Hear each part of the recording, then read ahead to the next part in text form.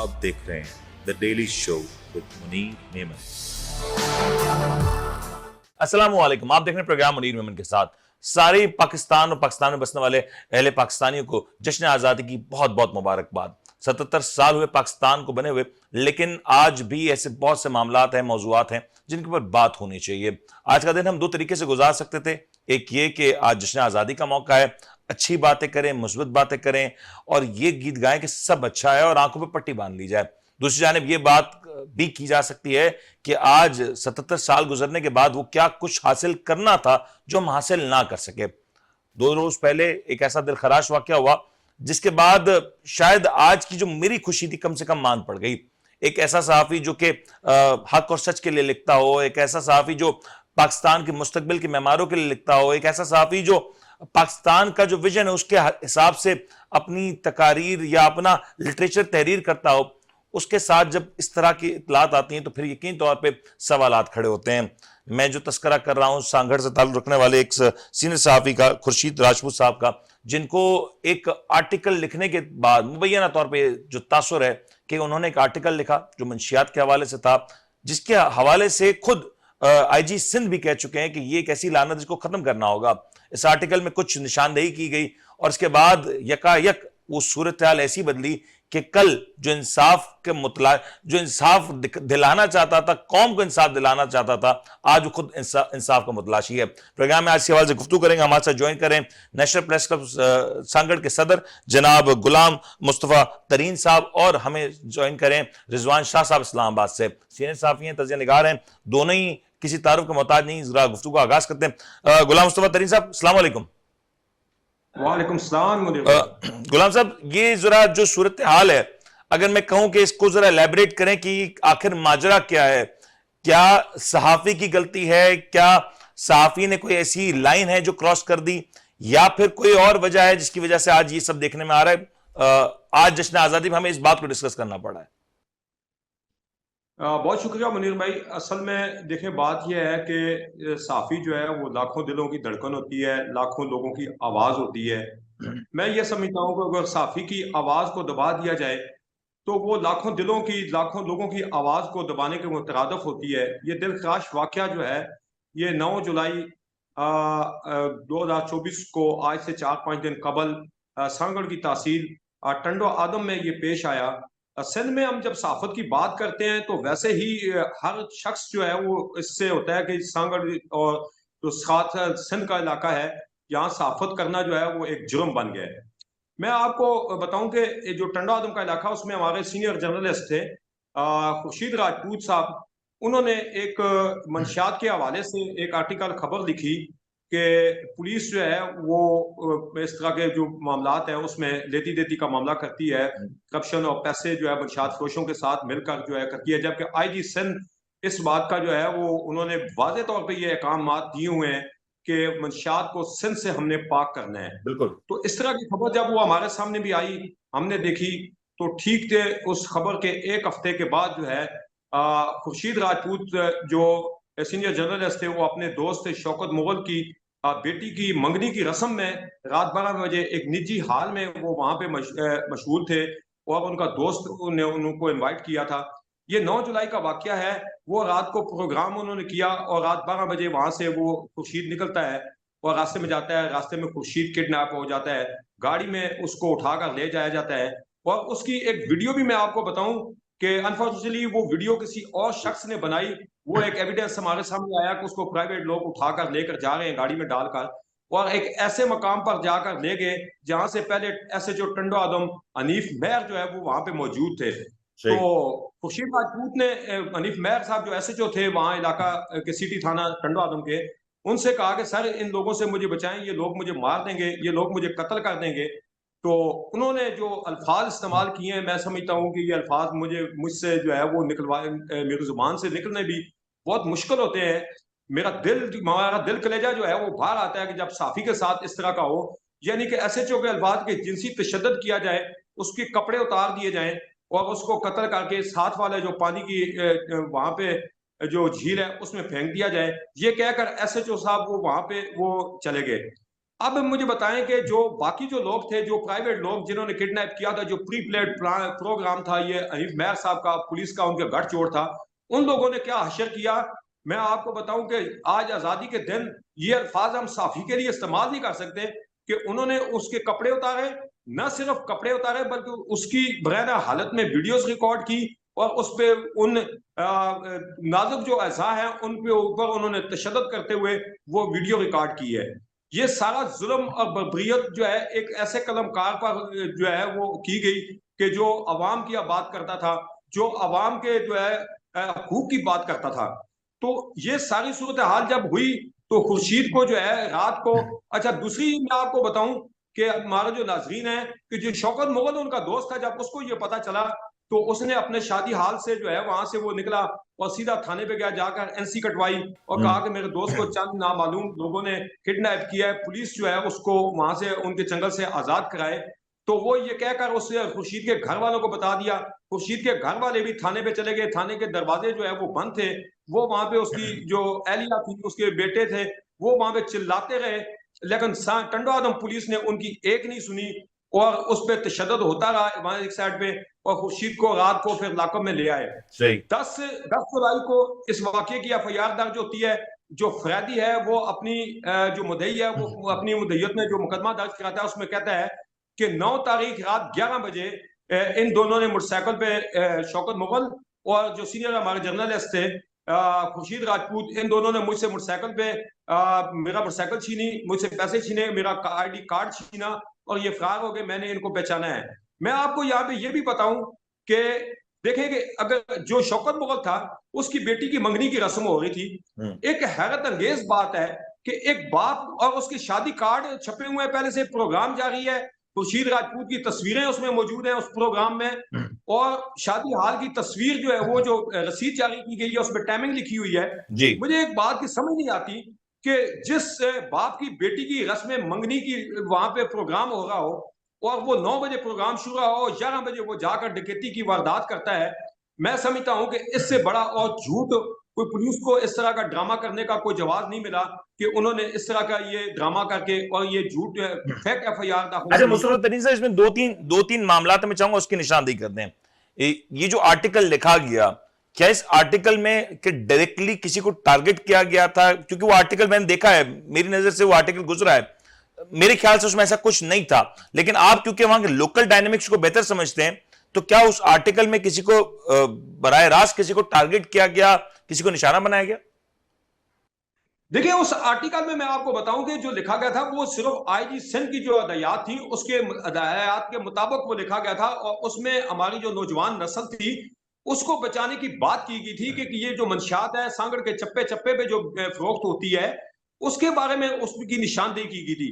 और एसएसपी सांगड़ को ये बताया गया था कि ये जो मामलात है इसमें आपकी पुलिस मुलव्वस है, और ये मंथली के जो हमारे पास इसके जो जराए हमारे कंफर्म कर रहे हैं कि ये मंथली आप तक भी पहुंच रही है, लिहाजा जो है हमारी नस्ल को बचाएं आप, और नौजवान जो है जो इस नशे से तबाह हो रहे हैं, जो कैंसर की मौत में मुबतला हो रहे हैं। मैं चाह रहा हूं दो तीन जरा और चीजें इसको भी हाईलाइट कर दें। जब ये सारा वाकया हुआ, जब ले जाया गया, तो वो रात का वक्त था और उसमें प्राइवेट लोग मुलविस थे और उसमें बाकायदा तौर पर कोई गिरफ्तारी नहीं डाली गई उस वक्त, आप ये कह रहे हैं? जी मैं ये कह रहा हूं कि उसमें जो गिरफ्तार हुए उनको गिरफ्तारी उनकी जो दिखाई दी वो 10 तारीख एफआईआर होती है। एफआईआर 10 तारीख के बाद उनको 9 तारीख की किडनैप कर दिया गया था, वो पुलिस की हिरासत में थे। 10 तारीख रात 11 बजे एफआईआर दाखिल होती है और उसके बाद जो है इनकी जो है गिरफ्तारी शो होती है, और फिर अगले दिन इनको इतवार का संडे का दिन आता है और संडे के दिन इनको सांगड़ की इलाका मजिस्ट्रेट में पेश किया गया। मैं यहाँ एक पॉइंट और भी आउट कर दूं कि ये पुलिस ने प्रीपेड प्रोग्राम किया है कि क्योंकि मैं आपको बताऊं कि इतवार संडे के दिन अदालतें बंद होती हैं और एक इलाका मजिस्ट्रेट जो है वो सिर्फ किसी एक अदालत में बैठता है, और वो अदालत थी सांगड़ की, क्योंकि टंडो आदम का केस थाने का था, ये टंडो आदम अदालत का केस था। ये खुर्शीद राजपूत के साथ पहली बार दफा नहीं हुआ। खुर्शीद राजपूत पे इस तरह की 8 से 9 एफआईआर हैं जो पुलिस की इस तरह के हथकंडे इस्तेमाल करके प्राइवेट लोग पुलिस की जानब से और मुख्तलिफ तरीकों के, आज वो उसके ठीक है, ये आपका पॉइंट आ गया। मुझे एक चीज और हाईलाइट करें, क्योंकि मेरे पास जो इतलात है कि जब वो उनको मजिस्ट्रेट के सामने या जब भी अदालत के सामने पेश किया गया, वो जो हालत थी वो भी कोई ज्यादा बेहतर नहीं थी, इस हवाले से भी कुछ इतलात हैं। देखें, इसमें दो चीजें पाई जाती हैं। एक तो ये चीज सामने आई, हमारे साहब एविडेंस आया कि खुर्शीद का जो पुलिस ने फोटो निकाला शौकत मुगल का, इन दोनों का, इनको बतौर मुल्जमान नामजद किया, तो एक कपड़ों में इनका फोटो निकाला गया था जो उन्होंने अपना लिबास पहना हुआ था। उसने खुर्शीद ने वही सफेद लिबास पहना हुआ था जो शादी हाल में वो पहन के गया था। ठीक। दूसरे मैं आपको बताऊं कि एक फोटो और वायरल होता है कि खुर्शीद राजपूत की कमीज उतरी हुई है और वो टंडो आदम के लाकअप में मौजूद है। सही। अब देखें, दो चीजें यहाँ पे ये हैं कि पुलिस से जब हमारी बात हुई, पुलिस ये कहती है, आज जैसे एसएसपी सांगड़ से आज हमने बात की, उनको बताया कि आप कह रहे हैं कि ऐसा उनके साथ कोई तशद्दुद नहीं हुआ, तो ये जो लाकअप के अंदर जो फोटो उनका है, या तो ये लाकअप के अंदर आप ये बता दें, ये वाजे कर दें कि क्या लाकअप किसी प्राइवेट लोगों के हाथों में था या वो पुलिस के जो है वो अंडर में था खुर्शीद राजपूत। अगर उसका कपड़ों के अंदर फोटो है तो ये लाकअप में बहना हालत में उसका फोटो कैसे आ गया? तो एसएसपी साहब के पास जो है ऐसा कोई जवाब नहीं था। तरीन साहब, मुझे मुख्तसर ये बता दें, बतौर president national press club Sanghar, क्या साफी बिरादरी क्या कर सकती है? ये तो फिर एक साफियों के लिए तशवीश का बायस है, खौफजदा होंगे साफी भी, क्योंकि आज के बाद शायद जसारत ही कोई ना करे कि कोई इस तरह की चीज को हाईलाइट करे, अगर करेगा तो बड़ी हिम्मत का काम है इसके लिए। तो देखिए, मैं आपका सवाल का जवाब देता हूं। जो कमेंट्स मेरा था वो ये था कि जो मैं एसएसपी साहब से मैंने जो जहां पे पूछा कि इसका लाकअप का फोटो कैसे हुआ, तो उन्होंने ये जवाब दिया कि उसे खुर्शीद को गर्मी आ रही थी, उन्होंने कमीज उतार दी है। तो मैंने नेक्स्ट क्वेश्चन किया कि फिर उसकी जो सलवार थी उसके साथ जो ब्लड लगा हुआ था वो कहां से आया? गर्मी में ब्लड तो किसी इंसान का नहीं निकल सकता। तो उसके बाद एसएसपी साहब के पास जो है किसी किस्म का कोई जवाब नहीं था, वो लाजवाब हो गए थे। मैं आपको बताऊं, जो आपका सवाल है कि ये सांगड़ की तारीख वह तारीख है, पुलिस डिपार्टमेंट की ये तारीख है कि आज से सांगड़ में बड़े बड़े डाकू गिरफ्तार हुए, नामी नामी डाकू गिरफ्तार हुए, जिन्होंने समाज की चोरियां की, जिन्होंने लोगों को लूटा, दुकानों को लूटा और दीगर जो है वो बड़े बड़े चोरियों में। लेकिन आज दिन तक किसी को भी बरहना हालत में, अदालत में बरहना हालत में पेश नहीं किया गया। ये वैद हमारा वो कलमकार था, ये इंतहाई तशवीशनाक है, ये इंतहाई तशवीशनाक है। सामने जो है वो बरहना हालत में वो पेश किया गया है। और दूसरी मैं यहाँ आपको ये बता दूं कि जैसा आपने पूछा कि आज साफी बरादरी उसमें क्या कर सकती है, देखें, हम जिले लेवल के ऊपर जो है हम अपनी साफत करते हैं। हमारे जो बड़ी बड़ी तंजीमें हैं, हमारी बड़ी बड़ी तंजीमें, साफी तंजीमें जो नाम है, वो उन्होंने अभी तक जो है वो हमारी तरफ नहीं देखा कि एक जिले के साफी के साथ क्या होता है। लेकिन जब कुछ जलसा जुलूस होता है तो उस वक्त जो है हमें ये कॉल दी जाती है कि जी आप जो है इसमें पार्टिसिपेट करें, आप हमारी तंजीम ज्वाइन करें।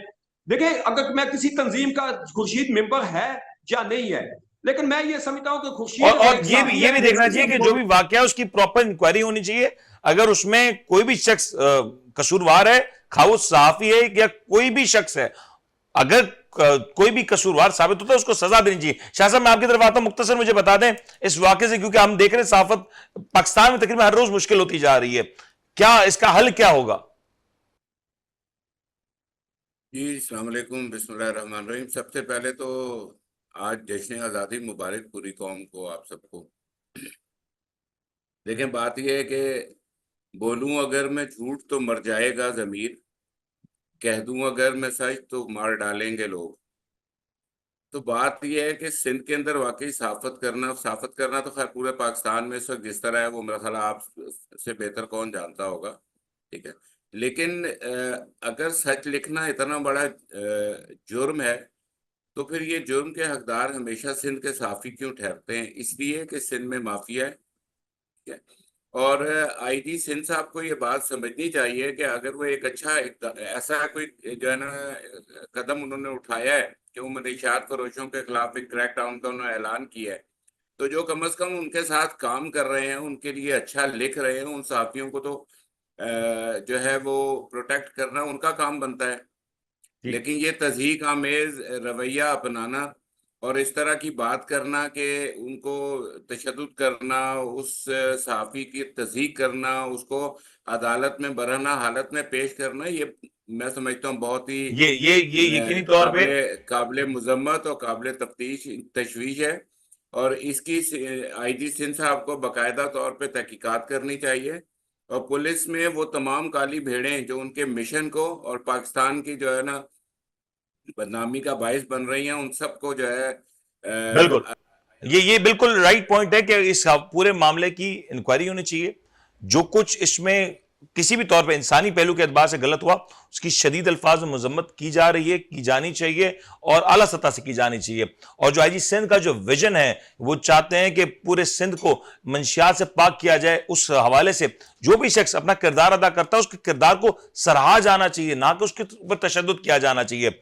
यहां इस बात को किसी तौर पर इंडोर्स नहीं किया जा रहा कि जो हुआ या जो कुछ बताया जा रहा है वो ठीक है या गलत है। सिर्फ इंसानी मामलात को, इंसानी पहलू को देखते हुए कुछ भी किया जाए और भरपूर इंक्वायरी की जाए, साफ शफाफ इंक्वायरी की जाए। यही मुतालबा रहेगा जनाब आईजी सिंध से भी, चीफ मिनिस्टर सिंध से भी और जनाब प्रेसिडेंट आसिफ अली जरदारी साहब से भी कि इस तरह के मामलात की रोकथाम के लिए कुछ ऐसे इकदाम किए जाएं ताकि इस तरह के मामलात को रोका जा सके और सहाफियों को भी एक ऐसा माहौल मिल सके जहां पे वो आजादी के साथ, प्रोटेक्शन के साथ अपना काम कर सके। क्योंकि सहाफी दरअसल इस पूरे माशरे की अक्कासी करते हैं, उसके मामलात की, इसके इश्यूज की निशानदेही करते हैं। प्रोग्राम में ब्रेक शामिल करते हैं, ब्रेक के बाद लौटेंगे, जरा कुछ और मुल्क की पॉलिटिक्स के ऊपर बात करेंगे। ब्रेक लेते हैं, ब्रेक के बाद हाजिर होते हैं।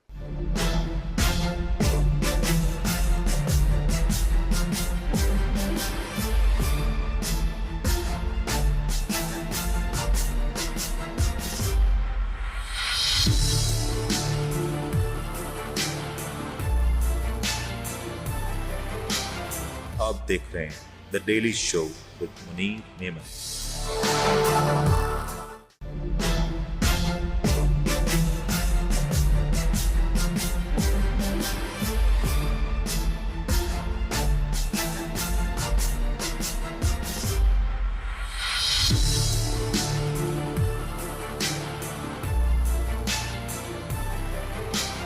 आप देख रहे हैं the daily show with Munir Memon. Programme में आपको एक बार फिर से खुशामदीद कहते हैं। जरा बात करते हैं मुल्क का मौजूदा सियासी मंजरनामा है वो किस अंदाज से तब्दील हो रहा है। गुज़श्ता दिनों एक खबर आई और खबर ने यकीन तौर पर पूरी पाकिस्तान की पॉलिटिक्स को जकड़ के रख लिया। यह कहा जाए कि इससे पहले जितने भी सारे मामला थे ऊपर से पर्दा चले गए।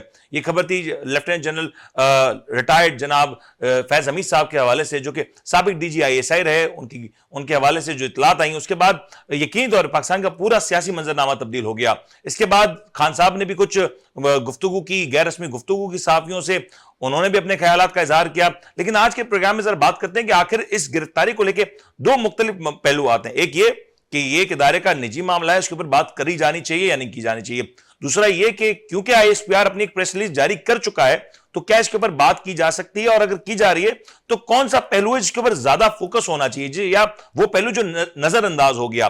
तीसरा सवाल यह भी होगा कि इस पूरे मौके से जो सियासतदान कुछ हद तक माइलेज ले रहे हैं या उसको अपने अंदाज से ट्विस्ट एंड टर्न कर रहे हैं, उसको किस तरीके से देखा जाएगा। इसी हवाले से प्रोग्राम में आज गुफ्तगू करेंगे। हमारे ज्वाइन करें जनाब फैसल मोहम्मद साहब, जो कि इंटरनेशनल मीडिएटर हैं, किसी तारुफ के मोहताज नहीं। साथ में हमें ज्वाइन करें रिजवान शाह साहब, इस्लामाबाद से सीनियर साहब हैं।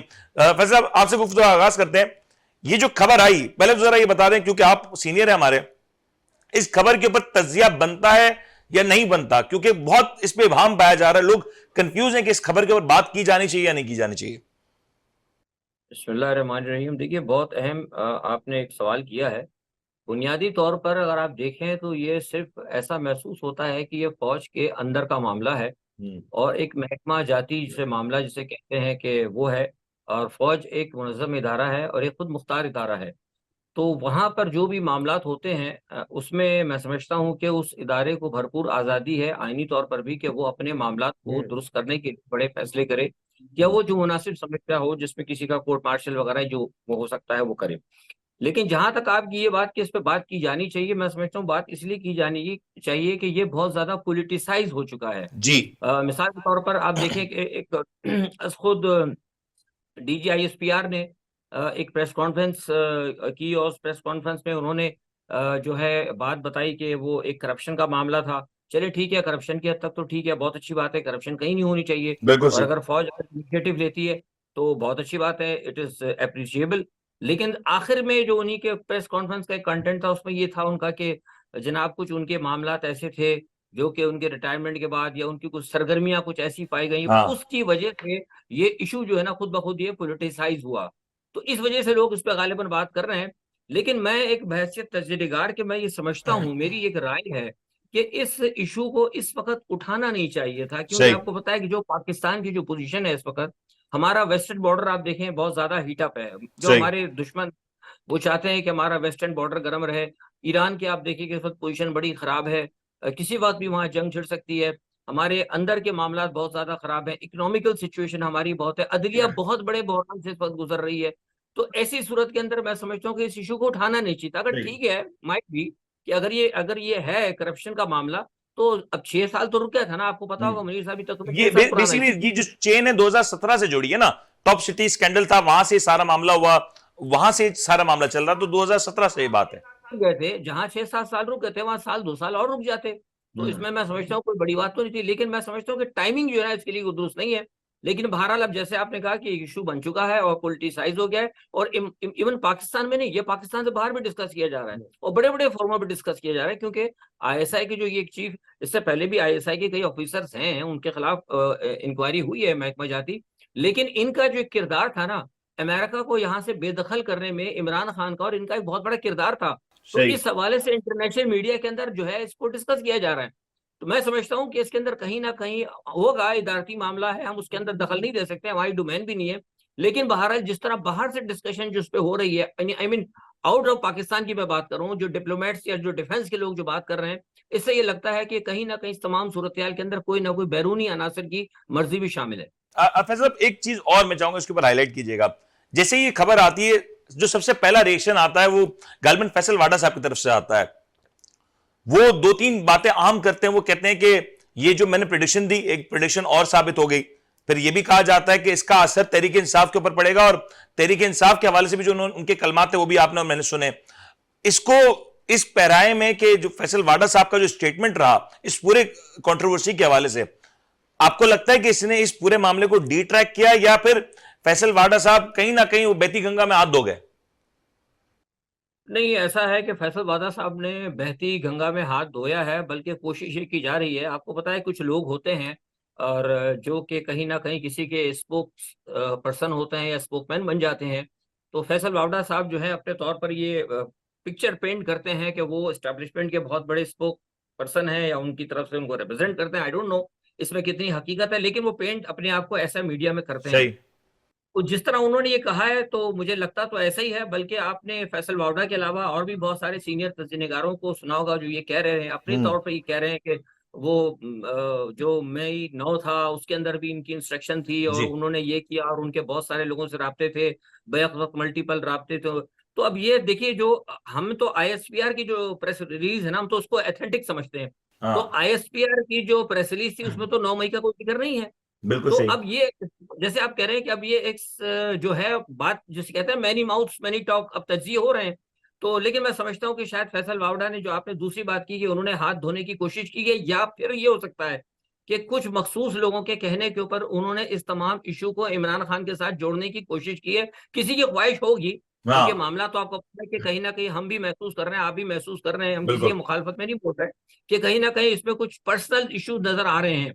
तो हो सकता है कि मामला उस तरफ ले आने की कोशिश की जाए, और हो सकता है, लेकिन अभी तक सरेदस्त कोई ऐसी बात नहीं है। लेकिन अगर अब जैसे कहा गया है कि वो मिलिट्री कोर्ट्स में जाएगा, अगर वो मिलिट्री कोर्ट में बात होती है तो आपको पता है वो सब कुछ सीक्रेट होगा, उसके मिनट्स आपको हमें नहीं पता लगेंगे।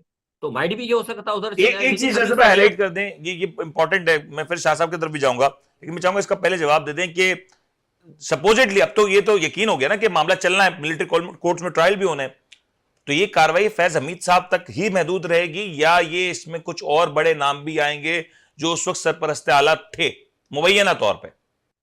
बिल्कुल उनमें ये बता दूं आपको, ये आपको खबर में दे रहा हूं कि अभी तक ये फैसला हो चुका है कि इनके साथ जितने बड़े बड़े लोग थे उनको भी साथ में लाया जाएगा। लेकिन यहाँ मैं ये भी ऐड कर दूं कि अगर ये काम करेंगे तो मैं समझता हूँ, जैसे मैंने आपसे कहा, कि इसके लिए उसमें कौन हो वक्त सकता है मुनासिब फैसल साहब? उसमें साबिक जजेस हो सकते हैं, जनरल्स हो सकते हैं, कौन हो सकता है? साबिक जजेस भी हैं, जर्नलिस्ट भी हैं, एक दो और बड़े जर्नलिस्ट भी हैं, एक आध को दो मीडिया भी आ सकते हैं इसके अंदर। लेकिन ये है कि सूरत हाल जो इसका मतलब, ये मैं समझता हूँ कि वक्त मुनासिब नहीं था। ये मैं समझता हूँ कि फायदे के बजाय ये नुकसान देगा, ये जो है अच्छा। इस वक्त लेकिन ये तो कैटेगोरिकली कहा जा सकता है ना फैसल साहब कि अगर कहीं करप्शन हुई है उसके लिए तो फिर कार्रवाई करी जानी चाहिए और अक्रॉस द बोर्ड की जानी है, और कम से कम इस बात को तो फिर क्रेडिट इदारे को यह भी मिलना चाहिए कि एक कहीं ना कहीं बात होती थी, सवाल उठाया जाता था कि आप अपने अंदर से कब एहतसाब का अमल शुरू करेंगे, वो आज कर दिया।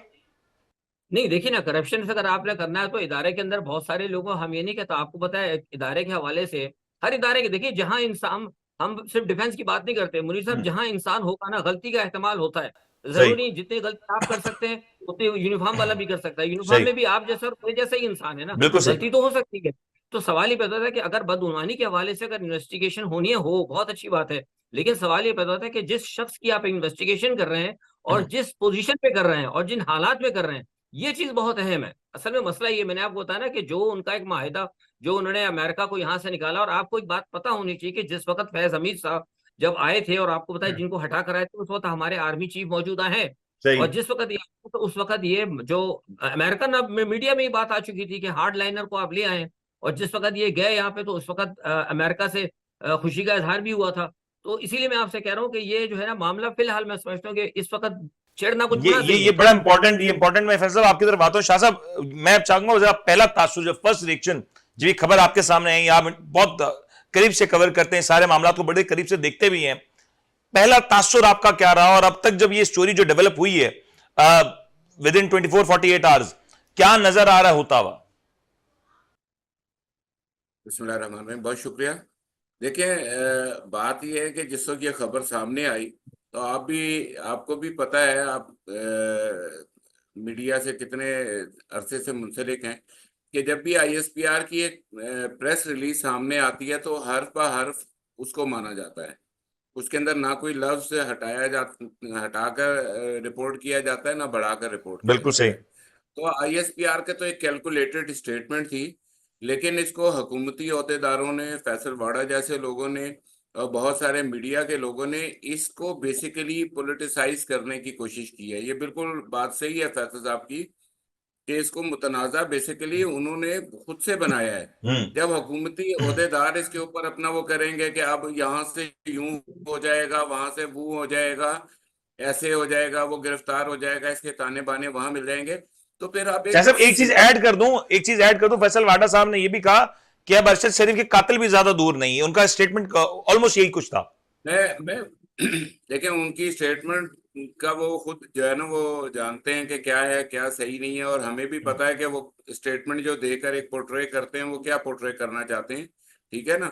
लेकिन मैं आपको फिर दोबारा ये बता रहा हूँ कि देखिए, ये एक सिंपल स्टेटमेंट थी। ये आर्मी के बहुत सारे मामलात होते हैं जो इंटरनल होते हैं, और हाँ। उनका एक बहुत मजबूत और मुनज़्ज़म सिस्टम है, ठीक है। इसको आप चैलेंज नहीं कर सकते, वो बहुत मजबूत और मुनज़्ज़म सिस्टम है, ठीक है।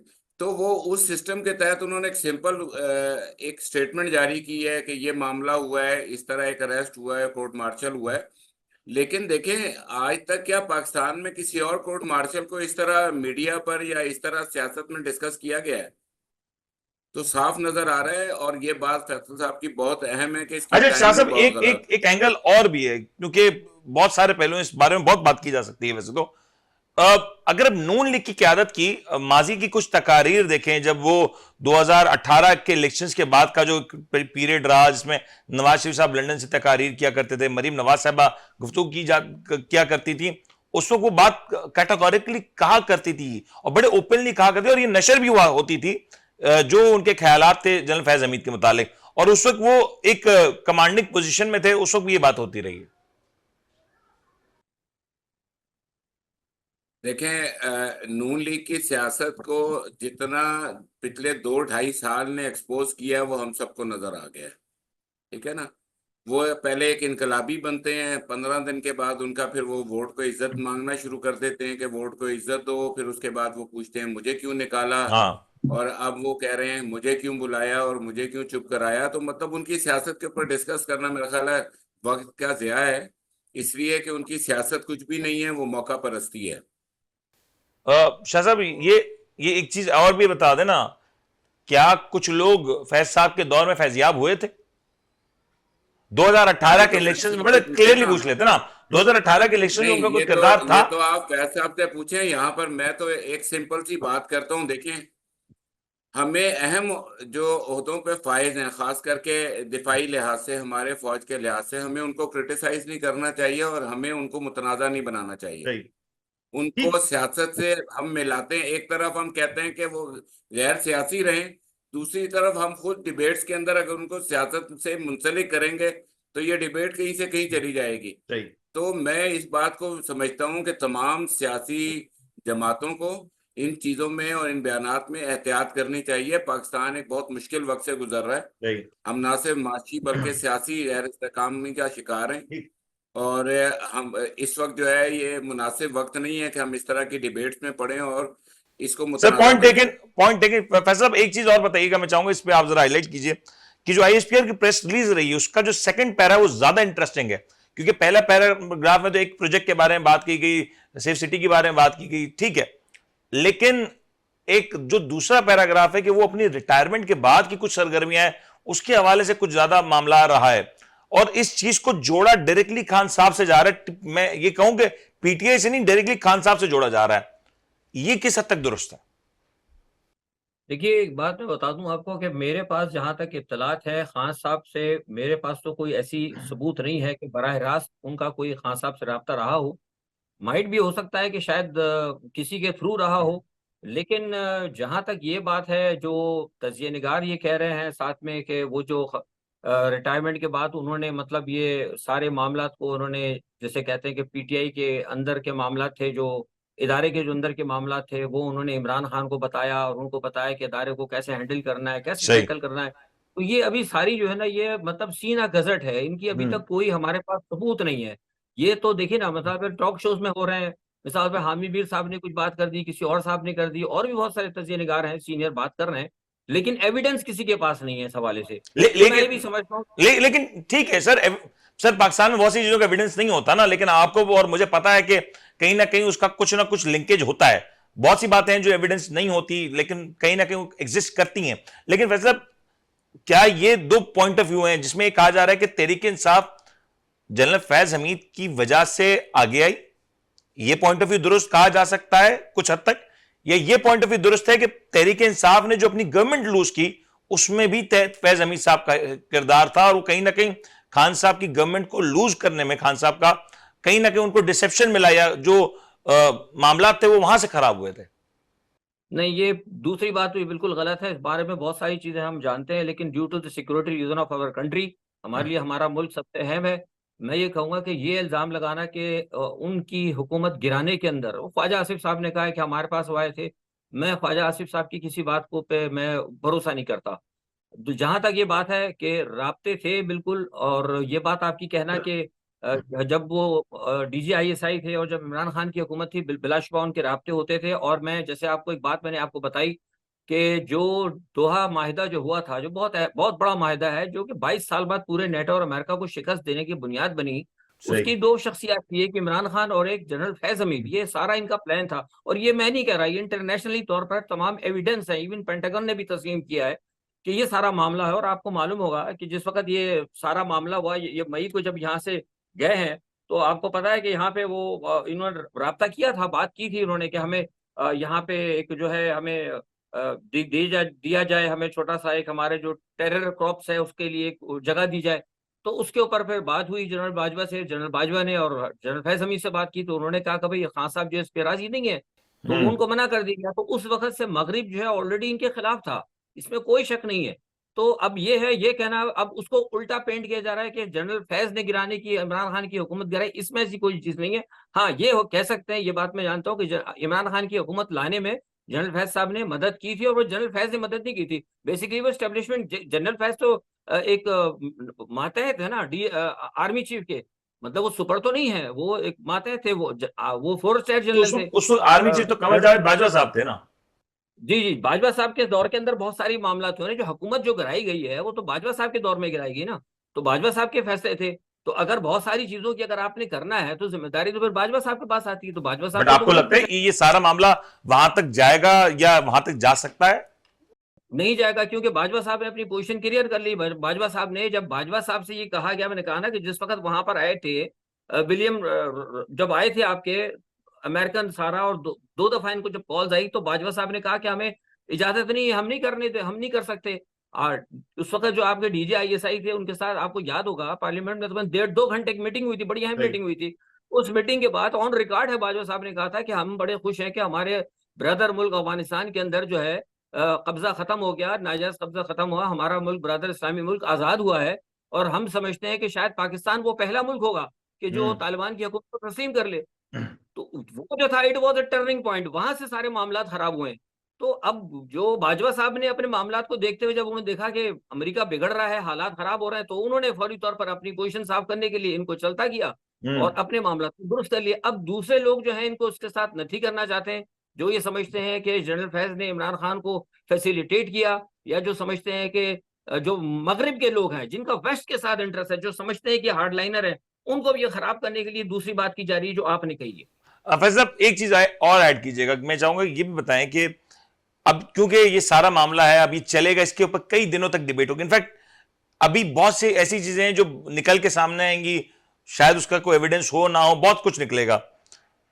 क्या आने वाले दिनों में ऐसे कोई इंकशाफात सामने आ सकते हैं जिसका असर पाकिस्तान की मौजूदा सियासत के ऊपर बहुत बड़ा पड़े? क्या ऐसे कोई इंकशाफात हो सकते हैं जिसकी वजह से तहरीक इंसाफ प्रिसाइसली मजीद मुश्किलात का शिकार हो जाए? ऐसा हो सकता है, बिल्कुल इसके इम्कानात हैं, क्योंकि जो करने वाले हैं मामलात, देखिए जो भी इस वक्त तहकीकात कर रहे हैं, जो भी बड़े मामला देख रहे हैं, उसके अंदर भी कहीं ना कहीं डिविजन मौजूद है। तो कुछ लोगों की कोशिश है कि इसको टिल्ड कर दिया जाए सीधा सीधा टुवर्ड्स तहरीक इंसाफ। जैसा कि आपने भी खुद कहा अपने इंट्रो में कि फैसल वावड़ा साहब की जो बात है, तो फैसल वावड़ा साहब भी कहीं ना कहीं, मैं नहीं कहता कि फैसल वावड़ा साहब को पूरी स्टैब्लिशमेंट की हिमायत हासिल है, लेकिन लोगों की कहीं ना कहीं उनके पास है थोड़ी बहुत। तो ये हो सकता है, आपकी बात बिल्कुल दुरुस्त है, कि आने वाले दिनों में कुछ ऐसे इंकशाफात हो सकते हैं कि जिसकी वजह से न सिर्फ अदलिया पे भी दबाव आएगा, ये मैं बता रहा हूँ आपको, और पीटीआई पे भी दबाव आएगा। और एक गैर रस्मी गुफ्तगू हुई है खान साहब की सहाफियों से। जब खान साहब को ये बात बताई तो खान साहब एज पर रिपोर्ट्स, मैं तो वहां नहीं था, जो वहां पे जर्नलिस्ट जो थे, जो सहाफी वहां पे थे, वो रिपोर्ट करते हैं कि जब खान साहब को ये बात बताई गई तो खान साहब की बॉडी लैंग्वेज बिल्कुल नॉर्मल थी और उन्होंने बड़ा ओपनली ये बात को कहा कि उनका जनरल फैज हमीद से कोई राब्ता नहीं है, और उस वक्त इस हवाले से वो बड़े कंट्रोल्ड और काम नजर आए, कंपोज नजर आए। डू यू थिंक कि कॉन्फिडेंस सिर्फ बॉडी लैंग्वेज तक है या तहरीक इंसाफ के पास भी कुछ और है? और इस सारे मामले का तहरीक इंसाफ की पॉपुलैरिटी, एक पॉपुलैरिटी का तो कंसर्न है ना, क्या पॉपुलैरिटी के ऊपर भी कोई इफेक्ट होगा? नहीं, खान साहब का जो रद्देमल था, मैं समझता हूँ बिल्कुल मुनासिब है और बिल्कुल सही है, क्योंकि जो भी मैंने आपसे कहा ना कि बराह रास्त जो भी मामला तो उनके रहे हैं, मुझे तो नहीं पता, लेकिन जिस तरीके से उन्होंने किया है, देखिए ना खान साहब पाकिस्तान के खिलाफ है। देखिए घबराहट तो तब होती है ना मुनीर साहब, जब आपने एंटी स्टेट काम किया हो। मेरी जहां तक मेरी मालूमात है, मेरी मालूमात के मुताबिक ना ही जनरल फैज ने कोई एंटी स्टेट काम किया है और ना ही क्या कहते हैं इन्होंने काम किया। जहां तक ये बात आ जाती है बार बार कि जनाब फौज मुदाखलत करती है सियासत में, तो देखिए आपका आईएसआई का पॉलिटिकल विंग तो है। अगर आपने इस बुनियाद के ऊपर सजा देनी है जनरल फैज को कि सियासत में उनके ताल्लुक है, तो फिर आइंदा ये बात मुझसे लिखवा ले कि आइंदा कोई भी आने वाला जो है आईएसआई का चीफ, वो कभी भी किसी सियासी पार्टी के लिए ना किसी भी कहने पे किसी पार्टी के लिए कोई काम नहीं करेगा, क्योंकि उसको पता है कि अगर मैंने किसी को कर लिया, किसी को आगे कर दिया। बट ये तो अच्छी बात है ना, टेक्निकली तो नहीं होनी चाहिए मुदाखलत, इदारों को अपना काम करना चाहिए, पॉलिटिशियंस को पॉलिटिक्स करनी चाहिए। वही मैं कह रहा हूँ कि अगर ये इस तरह अगर हुआ तो ये टोटल खत्म हो जाएगा, और मैं समझता हूँ कि फिर ये जो है पॉलिटिकल आपका जो विंग जो आईएसआई का टोटल खत्म हो जाएगा। और फिर ये करने वाली ये सोच लें कि फिर आइंदा जो भी करवाएंगे, कोई भी हो, उसमें हमारे सदर साहब हो, वज़ीर आज़म साहब हो, जो कोई भी वो सोच लें कि आइंदा आने वाले अगर इनकी हुकूमत हो या इनका कोई आइंदा अगर पेशरो जो आएगा, तो वो फिर फौज से आईएसआई से इस किस्म के कोई काम नहीं ले सकेगा और कोई ये काम करने के लिए तैयार भी नहीं हो। फैज़ब, इस सारे मामले का, हर मामले का कोई बेनिफिशियरी होता है, किसी को एडवांटेज होता है, किसी को डिसएडवांटेज होता है। इस पूरी सिचुएशन का अगर मैं कहूं कि बेनिफिशियरी एज ऑफ नाउ कौन है और डिसएडवांटेज किसको हुआ, तो ये कौन दो फरीक हो सकते हैं? मुख्तसरन इसका बेनिफिशियरी जो है हुकूमत और इस्टेब्लिशमेंट, और नुकसान इसका पीटीआई को। और पीटीआई के लिए नुकसान किस हद तक संगीन हो सकता है? अभी मैं कबल वक्त हो जाएगा, जरा बेहतर है इस पर बात न करें, लेकिन ये मैं इशारा आपको दे दिया कि पीटीआई के लिए नुकसानदेह है और हुकूमत और इस्टेब्लिशमेंट के लिए बेनिफिशियरी होगा ये। अच्छा फैसल भाई, एक चीज ये कि ठीक है ये सारी सिचुएशन है, स्टोरीज भी कुकअप होंगी, बहुत कुछ इसमें सामने निकल के भी आएगा। क्या ये जो केस है इसमें कोई सिविलियन, या मैं कैटेगोरिकली ये कहूं ओपनली के पीटीआई की कोई सीनियर लीडरशिप इसमें आपको सामने शरीक होती हुई नजर आ रही है? किस बात पे, मुखालफत में ये या नहीं नहीं नहीं नहीं आगे ये जो सारे मामला चल रहे हैं जो जिसमें कहा गया कि उन्होंने आफ्टर रिटायरमेंट भी कुछ मामला थे जिसके ऊपर मुदाखलत किया, जी जी, आ सकती है, आ सकती है, बिल्कुल आ सकती है। पीटीआई के 2 लोग सीनियर आ सकते हैं इसमें, और उसमें बानी पीटीआई भी हो सकता है, जी बिल्कुल। और इसमें 9 मई का वाकया भी हो सकता है। 9 मई को टिल्ट करने की पूरी कोशिश की जा रही है, जो कि अभी बाहर जैसे बात आई है। देखिए कहीं ना कहीं को बात होती है जब भी तो बात निकलती है ना, ऐसे तो लोग नहीं कर रहे। There is wrong something at the bottom, कुछ ना है जरूर, कुछ ना कुछ तो ये बात की जा रही है। और ये बहरहाल मैं आपको बता रहा हूँ कि उसको वहां टिल्ट करने की कोशिश की जा रही है। अब ये होती है नहीं होती, क्या बीच में इसमें सबूत मिलती? क्योंकि देखिए इमरान खान ने बड़ी अच्छी बात कही थी, उनका ठीक है अगर हुआ है तो आप उनको लेकर आए, अगर है तो आप सबूत दें। तो इसका मतलब अभी जो कुछ अरसे पहले एक ऐसा तासुर सा था कि कहीं कुछ मामला तब्दील हो रहे हैं, खान साहब की बॉडी लैंग्वेज भी कुछ बेहतर थी, ये इशारतन कहा जा रहा था कि शायद अब कुछ मामला बेहतरी की तरफ जा रहा है, हो सकता है कुछ अरसे में खान साहब बाहर आ जाएं। अब इसके इम्कानात खत्म होते जा रहे हैं फिलहाल। आपके पहले से कबल जो मैंने आपके साथ एक किया था इंटरव्यू, उसमें मैंने आपको बता दिया था कि इस किस्म की कोई चीज नहीं हो रही, ये सिर्फ और सिर्फ टाइम पास करने की कोशिश की जा रही है। उस वक्त तक ये फैसला नहीं हो पाएगा। हाँ, अगर ट्रंप आ गया तो ट्रंप के आते ही ये हो सकता है कि मामला जो है कहीं ये नरमी की तरफ चले जाए, बातचीत की तरफ चले जाए। लेकिन जैसे जैसे ट्रंप के आने में देर हो रही है, यहाँ इमरान खान के हवाले से मुश्किलात बढ़ती जाएंगी। और वहां पे जो सूरत हाल चले, इंटरनेशनल पॉलिटिक्स से सवाल भी कर ही लेते ना, वहां पे जो सूरत हाल है वहां पे भी तो लग गया रहा कि शायद किसी वक्त भी बिसात पलट दी जाए। बिल्कुल ऐसा ही है। इसीलिए आपने देखा होगा, मैंने आपको पहले आपके प्रोग्राम में कहा था कि यहाँ पे जो लोग हैं 2 कार्ड लेके चल रहे हैं। एक कार्ड में नेगोशिएशन है इमरान खान के साथ और दूसरे कार्ड में एलिमिनेशन ऑफ इमरान है। तो वो वहां को देख रहे हैं और वहां भी आप देखें कि हालात कहीं ना कहीं से कमला हैरिस के आने के बाद वहां भी थोड़ा सा नजर आ रहा है कि वहां मामला खराब हो रहे हैं। अगर दोनों का आपको सूरत हाल समझ में आती है। लेकिन साहब इस सारी सिचुएशन, चलो मैं कहता हूं कि कल को टेबल टर्न्स, खान साहब के साथ नेगोशिएशन भी हो जाता है, सब कुछ हो जाता है, लेकिन आपको लगता है कि क्योंकि एक इदारे ने इतना बड़ा फैसला लिया, अपने साबिक DGI लेफ्टिनेंट जनरल को इस तरीके से मिलिट्री ट्रायल करने का, ये तो रिवर्सिबल प्रोसेस नहीं है। अब ये तो एक हो गया मामला, इदारे ने बहुत सोच समझ के बहुत गौर फिक्र के बाद ये फैसला लिया होगा ना, ऐसे तो नहीं लिया होगा कि कल को इसको भी रिवर्स करने की गुंजाइश है।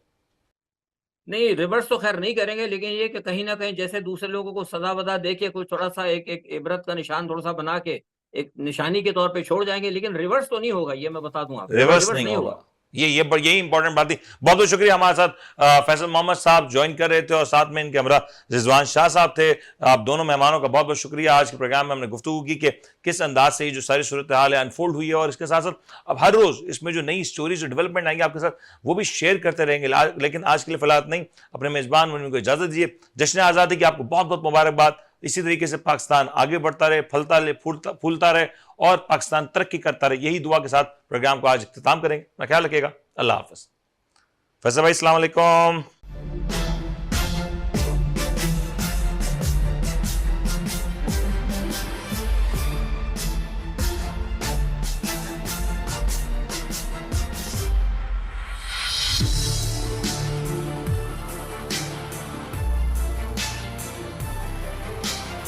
आप देख रहे हैं the daily show with Munir नेमत।